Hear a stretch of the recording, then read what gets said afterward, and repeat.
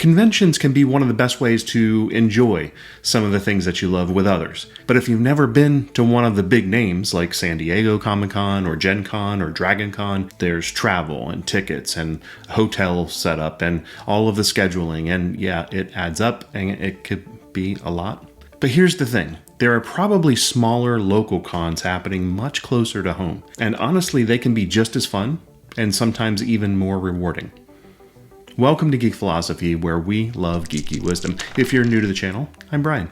Today we're going to be talking about why conventions matter and how they can connect us to some of the things that we love and why local cons deserve just as much of your attention as the big famous ones. Now, over the years, I've been to some of those big famous conventions, and some were the fandom conventions like MegaCon, for example, and others were work-related, but still pretty massive. And every time they were a lot of fun, but to be honest, a bit overwhelming. I remember my first fandom convention experience. It was MegaCon, like I mentioned, and it was right around the time that the Daredevil Netflix series had just launched. And I'd gotten to meet Lee Weeks, my all-time favorite Daredevil artist. And we talked about the character and how he worked in the comics over the years and about storytelling. And he even signed a couple prints that I have framed in my office right now. And it was one of those moments that reminded me of how powerful stories can be on and off the page. And since then, Crystal and I have been back to MegaCon a bunch of times, and we've cosplayed some of our favorite characters, and we've met up with some of the Critical Role fans that were there in person, and we even got to sit in on some Adventure League games that we were using pre-gen characters with. It was sort of a, impromptu session that we decided to join. And it was one of the first times that we got to join a table with total strangers. But it felt like we were members of the party, especially by the time they said roll for initiative. And it was loud at these conventions, and it was overwhelming, and it was amazing. Now, if you get the chance, and you have the means to attend a big con like Comic-Con and Gen Con or PAX, you should absolutely do it. I think they're worth it. Part of what makes them so fun is the scale. They're often hosted in major cities, which means that you can build a whole trip around them. MegaCon is in Orlando, and a lot of people turn it into a full vacation, visiting the theme parks and seeing friends and spending a few extra days before or after the con or both to do all of those things. They also draw some really big names at those major cons because they want to have people for those celebrity panels and signings and big announcements maybe that are going to be happening, or even screenings. So those can be big highlights of the whole experience. And there's a unique energy when you're at a packed hall with thousands of fans geeking out together about something they love. But as great as those big shows are, I think sometimes we overlook the smaller cons. And that's a shame because they offer something different, I think. And honestly, just as valuable. Local conventions aren't trying to blow your mind with huge celebrity appearances or world premieres. They're where you meet creators. You walk into a tabletop demo and sit down and actually are playing with the person that created the game. And you can attend panels that feel more like conversations.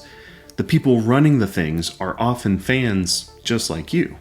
But beyond that, there are a few other real advantages to going to a local con that are easy to miss. For one, they are a great way to try out the whole convention experience for the first time without having to commit your whole vacation time or your whole paycheck to the trip. You can come for just a few hours or a whole day, and you can check out a game or two, or maybe discover a new friend or a new hobby even. You can actually bring a friend with you and see if they're interested in this kind of stuff. They're also a powerful way to support the local creators, the people who are making art, crafting props, designing games, selling things that come straight from their passion. And your presence, your purchase, and your conversation at the booth, it all matters to them. And it matters a little bit more to them at a local scale. A lot of the vendors at these events aren't big name companies. Sometimes they're local businesses or independent makers, game masters, or artists that are trying to reach people who love the same things they do. And local cons give them the space to shine because they might get, sort of overlooked at the bigger conventions. And these local conventions also bridge the gap with local gaming stores and comic shops and community groups. It's not really unusual to meet someone who runs a weekly tabletop role-playing game night at your friendly local gaming shop, or you could even discover a shop that you didn't even know was there, something that might be 5 miles away from your house. And most of these creators have an online presence, so you can stay connected after the event is over. And that's one one of the reasons why Geek Philosophy is heading to InfinityCon this weekend. It's a local convention right here in my area. My friend Carey, who you've seen on the channel, will be there at a booth selling handmade wands and some prints of his fantasy artwork and other artwork. He does commissions for comic art or D&D character art commissions. I'll leave links in the description below if you want to check it out. And Crystal and I are going to be walking around and talking to people and hopefully recording a few interviews with some of the attendees, because we're always curious to hear your own geek philosophy about things. We're also prepping a few goodie bags for those of you who are, somebody that doesn't shy away from the camera and might want to be included on a recap video, because we want to make sure that we share what happened at the event with you. And InfinityCon has tabletop games and retro gaming stations, cosplay contests, panels, artist booths, and a lot of things that you might expect at a bigger convention.